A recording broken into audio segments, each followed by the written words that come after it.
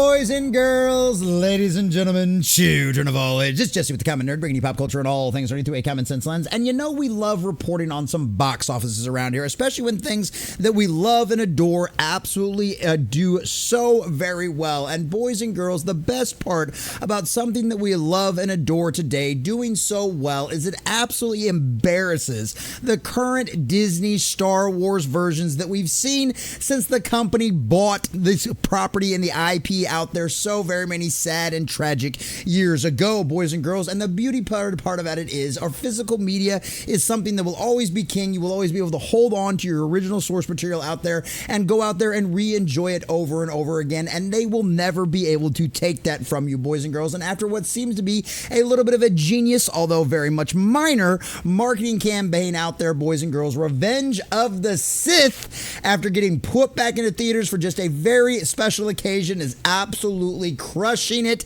at the box office. It is a beautiful thing to see, boys and girls. And wouldn't it be hilarious with probably less than half of what the Mandalorian and Grogu movies box office theaters were going to be if this one, at least for opening weekend, if not based on single own theater response and individual ticket sales per theater out there, could end up crushing that movie coming out from Disney Star Wars, next year or something like that along those lines, boys and girls. Personally, I think this is absolutely hilarious. I think this is absolutely wonderful. And then, of course, the marketing they did on top of all of this is fabulous as well, because this is one of the things that we've seen going on out there. And also one of the things that was told by one of my friendly folks out there in the chat when we record these live streams Monday through Friday at 11 a.m., they told us as well there's an additional part to this lovely little clip as well. So we're going to watch this real quick before we get into all of the juicy details of what the actual box office numbers are just so far. And all we honestly have so far, boys and girls, is Thursday night previews, and it is absolutely crushing things out there. One ticket, please. For which movie? Well, what movie do we think our dear sweet Christian Haydenson is going to see with that popcorn bucket and that wonderful drink cup holder? And one of the funny parts is, in this part I haven't seen the clip and I haven't been able to find it yet either. It's one of those things that the guys in our chat literally said, yeah, and by the way, and no kids. I'm not good with kids. This is genius. This is wonderful. And it absolutely works spot on for everything you could ask for in a proper way to remind people of the good times we had with George Lucas's Star Wars before the dark times, of course, our dear sweet Disney Star Wars. So we're going to check out this article from Cosmic Book News, getting all of the juicy details about how well this movie is absolutely crushing it at the box office after 20, 30 years at this point. It's absolutely insane, boys and girls, and it's a beautiful sight to see that shows you the true Star Wars fans, when you actually give them the content of quality that they want to see from one of their most beloved IPs, they will absolutely show up to the box office and make it a success. And I would imagine this re-release is going to be way more profitable than anything we will see from Disney Star Wars in the future going forward at the box office. So we're going to share this article, getting all the juicy details. But before we do, if you do enjoy our content, hit that like button, share with all your friends, and subscribe or follow if you have not already, boys and girls, because we are grinding, we are growing. We just crossed 1,800. We're on our way to 1,900, and I could not do that without every single one of you.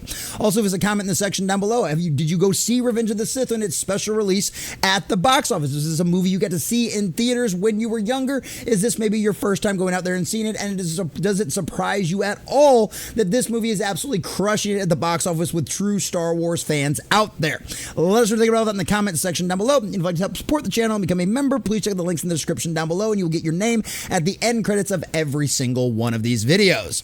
So, from Cosmic Book News and our dear sweet Matt McGloin, Revenge of the Sith tops box office as Star Wars fans pack theaters, because contrary to all of the belief out there, yes, all of these stories do still resonate with Star Wars fans, and we love good quality content. For all of the issues you can talk about the prequel films out there, it's certainly a whole lot better than the Disney Star Wars trilogy by a long shot. Star Wars is back on top of the box office as fans flock to theaters to see the 20th anniversary release of Star Wars Episode 3, Revenge of the Sith, for a limited one-week engagement. Hey, that's better than just the weekend. You got time to go see it. The Star Wars Episode 3, Revenge of the Sith 20th anniversary opened last night with Thursday previews and topped the box office for new releases with 3.4 million. And that is with a very limited release as far as the numbers come out here as well, because you can go over here to the numbers.com, see the 3.4 million they got in previews, and of course it's got the total gross and days in release 7,281. But if you go down over here to the box office, to the weekend stuff out here, you will see, if you go all the way down to the bottom of the charts, they don't even have it in here yet. They don't even have it added to its weekend box office performance. And this is really funny because that's what we need to know, how many theaters this thing is absolutely in. And man, what a birthday present this movie was for me. Do they have it? They don't have any of it in here. Here we go. April 24th, 2025 at 7,000. Well, that's still showing it at 7,281 theaters. So I don't know exactly how many it's released right now, but obviously it's doing well enough to make $3.4 million in Thursday night previews. Imagine how many people are going to take their kids to go see this and experience in the theaters for the very first time. I can't wait to see what the Monday box office is for this thing, because it is absolutely crushing it. But needless to say, this isn't nearly wide enough release as all of the other things we've seen come out of like Disney over the last few years, and it's absolutely crushing it in Thursday night box office previews. So, Hayden Christensen's return as Anakin Skywalker, embracing the dark side, is on track to claim the number 2 spot at the weekend box office, with estimates projecting 20 million or more. And as we've seen over the projections over the last couple of years, more often than not, when it's something that fans absolutely love, the projections end up coming under. So it wouldn't surprise me if this movie ended up making $30 million on an opening weekend, and that is just insane for a movie that is literally over 20 years old, boys and girls. That should be enough to beat out Ben Affleck and John Berthold's The Accountant, which did 2.5 million Thursday previews. Ryan Coogler's Sinner is also set to broaden another 6 million on Thursday and looks to take the top spot overall for the weekend in its second outing. The new horror movie Until Dawn from David Sternberg did $1 million. So we're not expecting a whole lot more from that one, but Sinners is absolutely crushing it at the box office, and it's been word of mouth, because as always, audiences decide what succeeds and what doesn't, and right now, the audience score for Sinners on Rotten Tomatoes is insane. So yeah, needless to say, surprise, color of shock, that one's doing well. Star Wars Episode 3, Revenge of the Sith is having a great turnout. Hopefully signals to Disney that Star Wars fans are still out there. They're just waiting on the right content. As I tweeted, the screens are sold out. Hayden Christensen also got in the promotion Pretty Cool, which obviously we talked about with the little clip we showed at the very beginning of the video out there as well. And that's the thing, he's absolutely right. Star Wars fans are still hungry for good quality Star Wars content. That's just not what Disney has been giving us for the last few years. It's all been agenda-driven, PC garbage, wham and power, and all of the other nonsense that's killed almost every other franchise out there that this kind of spirit of the age is completely and totally infected. So announced recently at Star Wars Celebration Japan, Hayden Christensen is confirmed to be returning as Anakin Skywalker in Ahsoka Season 2, which begins filming very soon. I think my understanding of the character is just continuing to grow. He told Complex, "We're getting to explore different sides of Anakin, which I'm really enjoying. I'm just enjoying the journey." Christensen continued, "He's a very complex character and there's a lot going on, but I'm really loving getting to sort of play the more heroic side of the character in Ahsoka's show, and I'm very excited for Season 2. Because obviously, I don't think, if I remember correctly, I'm 99% sure he wasn't the voice of the Clone Wars television show out there, because I think everybody would have been very much more known for that. And so obviously this is his first chance to actually go out there and experience some of that. And for all the things you can say about the Ahsoka series, like honestly seeing Hayden Christensen show up was the best part about that show. And little Ahsoka did a much better job than grown-up Ahsoka, if we're going to be completely honest. And I love Rosario Dawson, but yeah, that show was kind of rough to get through and was literally like nothing more than Dave Filoni's personal little wet dream fan fiction. It was kind of weird. It was kind of weird. Hayden Christensen said he also wouldn't mind returning as Darth Vader. There's a lot we could still explore with Vader. I think from where we left off after Episode 3 and everything that he has to reconcile after he's trapped in this new version of himself, and there's just a lot of some very rich stories that we could tell. Anybody that's read some of the stuff that's like written post Darth Vader becoming, post Hayden Christensen, Anakin Skywalker becoming Darth Vader, a lot of fans do really love those stories, and in a perfect world, a lot of people would love to see those adapted. Under current Disney Star Wars' leadership, no. no, please do not ruin the potential of those stories out there. Because I'd love to continue with it, and so hopefully we'll get to do more of that. Whether or not that's actually the case, I'm sure Disney Star Wars would love to bring him back, considering the fact that it's one of those few things that gets them a ratings bump, whether it's Luke or Anakin or any of these kind of people from the original source material, from George Lucas' Star Wars. Everybody loves it. Everybody loves to see it brought back. And that's the reason why Revenge of the Sith is crushing it at the box office right now. It is going to, there are, I'm sure, ways you could break down the math and do it in all kinds of different directions and absolutely confirm that this movie is going to do way better than any Star Wars product out there. I guarantee you, if we base it on ticket sales, there are probably going to be more people going to watch this movie over the next week, well, this thing is out, than have probably watched any of the Disney Star Wars shows since maybe Mandalorian Season 1, and even probably will end up beating that out. And that just shows you how far Disney Star Wars has crumbled, boys and girls.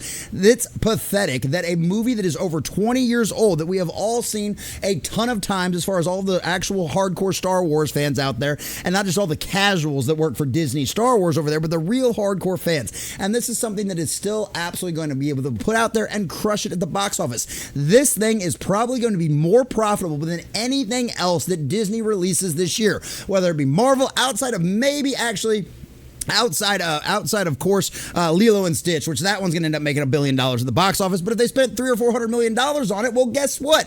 A movie that you've already bought and paid for, that's been done for over 20 years, will end up literally making you a bigger profit. And who knows, maybe this is the smart direction going forward for Disney, to just keep releasing its classics in the box office, and who knows, you'll probably do better. But clearly, Star Wars fans have shown that they are absolutely hungry for more good quality content. They will show up at the box office, they will spend their money if it's something that they absolutely love and adore. And ladies and gentlemen, that is what the Revenge of the Sith is, and it is crushing and embarrassing all of other Disney Star Wars based on a single week's release and just by the weekend previews alone. I cannot wait to report to you how well this box office does next week, because ladies and gentlemen, this is going to absolutely embarrass Disney Star Wars. And well, Kathleen Kennedy, Bob Iger, and Dave Filoni and everybody else over there involved in Disney Star Wars, you've got no one to blame with yourselves. And I am glad to see that fans are absolutely loving going back to the box office to see Revenge of the Sith, because it's a great movie, probably the absolute, easily arguably best out of the prequel trilogy. And ladies and gentlemen, it's a chef's absolute kiss to see the egg on Disney's face, knowing that they haven't been able to produce anything Star Wars as profitable as a George Lucas's Revenge of the Sith from over 20 years ago. So I hope you go see this movie at the theaters, make those box offices climb to even higher mounts, because the best part is, by doing that, you'll also get to embarrass Disney for everything that they have done by showing you that the classic George Lucas Star Wars will absolutely crush any of the trash garbage productions that they have put out over the last few years. And honestly, the nice part about this is it's making fans happy, and they're really very much enjoying it. So keep crushing it at the box office, and I can't wait to see the numbers on Monday, because Disney, all the embarrassment you're going to get from this is exactly what you deserve. And after all, you've done it yourself. Good job, Kathleen Kennedy.